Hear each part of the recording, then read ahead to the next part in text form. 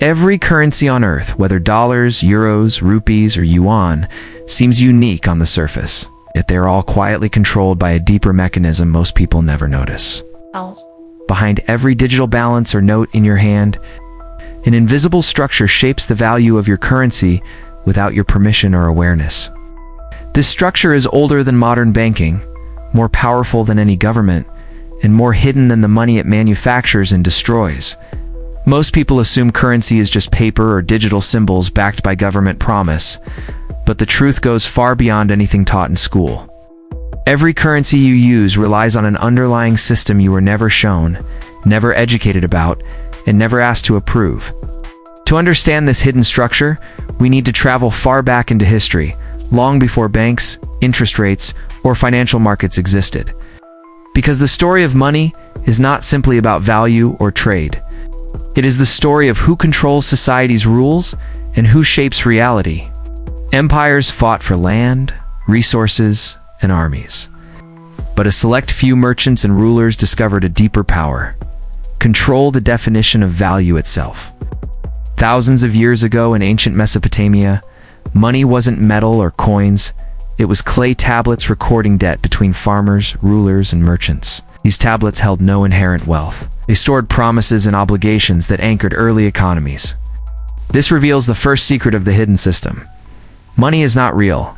Value money is a claim on future labor, verified by whoever controls the ledger. Centuries later, medieval Europe rarely moved physical gold. Instead, merchants exchanged letters of credit and trade promises that represented value. The true power of money lay in the system validating those promises, not in the metal locked away in vaults. In 1694, the creation of the Bank of England marked a turning point that changed the nature of money forever. For the first time, a central institution could issue currency not backed by gold and create money through lending without physical reserves. This was the moment nations became dependent on a system rather than on actual wealth stored in precious metals. Money shifted from being a representation of value to a tool governed by policy and unseen decisions. By the 1800s, powerful nations realized a critical advantage. If you control a country's money system, you control the country itself. The British Empire expanded globally, not only through military force, but through financial rules that quietly tied nations to its monetary network. The United States later adopted the same model, refining and expanding it to a global scale. In 1913, the Federal Reserve was created, introducing a new era where every dollar issued was tied to debt. Money was no longer a fixed asset. It became an ever-expanding obligation governed by central authorities. Other nations soon replicated this system, forming a global network of central banks with similar rules and powers. Over the following century, these institutions influenced global money flows with policy changes and interest rate decisions. But the most dramatic shift came in 1971, when the United States completely detached the dollar from gold. From that moment, every major currency became fiat-backed, only by trust and government decree. This officially made the hidden system the true foundation behind all global currencies. Money transitioned into a symbol of belief in institutions, rather than a representation of actual stored value. The world entered a new era where currencies depended entirely on decisions made within an invisible financial architecture. The weakness of this architecture became clear during the 2008 financial crisis when synthetic debt flooded global markets. Banks had created trillions in financial instruments that didn't exist physically, and central banks relied on them to maintain stability. Governments themselves didn't fully understand the complexity of what had been built beneath them. When the collapse came, the hidden system responded by instantly creating trillions of new dollars, euros, and yen. People were stunned and confused, asking where this sudden money had come from. The reality was simple. The system can create money whenever it chooses and destroy money whenever necessary. The crisis wasn't the breaking point. It was a warning of how deeply modern currencies depend on an unseen structure. Today, every major currency is shaped by central banks, global debt markets, IMF frameworks, and international settlement systems. This dependence is no accident. It is the result of centuries of engineered financial evolution. Countries cannot default without endangering global stability, and currency values shift based on whispers of policy changes. Debt grows faster than real productivity, creating a world where growth is measured in obligations rather than actual output. Most people are unaware that over 90% of global money exists only as digital credit created by private banks. Each time a loan is approved, new money is generated, money created not by governments but by financial institutions. This means everyday people interact with a monetary structure they cannot see, understand, or influence. This invisible framework determines inflation, savings power, and government borrowing capacity. It shapes the cost of living, market cycles, and the economic opportunities available to entire populations. Attempts to escape or reform the structure almost always fail, because all alternatives still depend on the same global architecture. Countries that resist the system often collapse into hyperinflation, debt crisis, or international bailouts. Eventually, they return to the same global financial framework to survive. The system is not just a monetary mechanism, it is a global dependency loop binding every nation to a shared structure. Out. Modern data reveals how deeply this system has taken root in the fabric of world economies. Global debt has exceeded $315 trillion, a number impossible to repay under the current system. Interest payments alone surpass $2 trillion each year, consuming national budgets. More than 70% of the world's countries rely on foreign currency reserves to protect their own money from collapse. Nearly half of global trade uses US dollars even when the US is not involved. These numbers show that the world doesn't operate with independent economies. It runs as one vast system. Every economic crisis follows the same predictable cycle. Credit expands.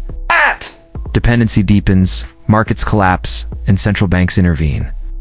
This pattern is built into the architecture and repeats across decades. Each crisis strengthens the system's influence, justifying more control and more coordination. People often search for conspiracies, imagining secret groups manipulating world events, but the truth is more unsettling. It is not a single group controlling the system, it is the system that controls everyone. The hidden monetary structure is designed to preserve stability at any cost if that cost is national independence. This structure influences borrowing, spending, trade, and economic survival. People feel these effects through rising prices, shrinking savings, and unstable job markets. Yet most individuals have no idea why the financial world behaves the way it does. This gap in understanding exists because traditional education rarely teaches how money truly works. People see notes and numbers, but not the machinery behind them. The global monetary network is like an ocean. The waves on the surface are visible, but the real forces operate beneath. These forces come from interest rates, liquidity operations, and international demand for stable reserve currencies. A single decision in a central bank meeting can alter currency values across the planet.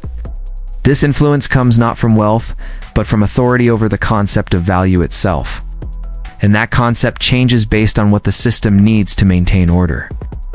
When the economy overheats, the system tightens money. When it slows, the system injects liquidity. These shifts determine purchasing power and economic direction for billions of people.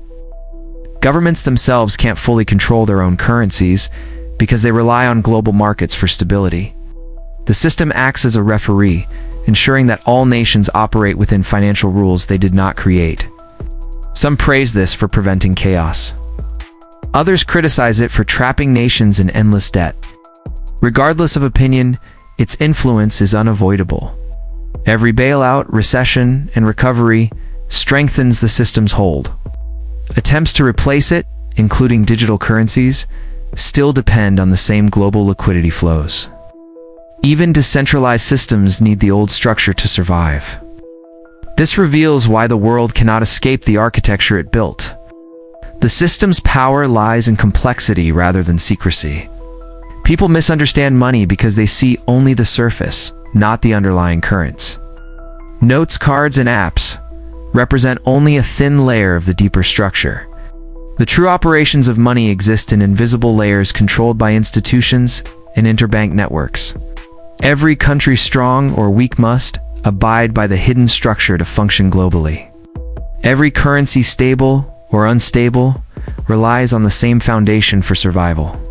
As the world becomes more connected, the system's reach only grows stronger.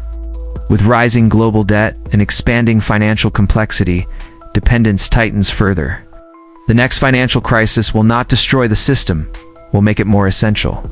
When people lose trust in their own economies, they turn to the global architecture controlling value. The hidden system becomes both the savior and the authority during instability. This means nations gradually lose control over their own monetary destiny. The currencies become passengers in a machine far larger than any single country. The machine keeps moving, adapting, and reshaping global economics based on its own internal logic. Understanding this system is the key to understanding modern money. Money is not wealth. It is a claim determined by forces hidden from public view. Every currency is rooted in the same global structure, regardless of national borders. Crises do not weaken this structure, they intensify its power. And to understand the world we live in, we must look beyond the money we use and examine the system behind it.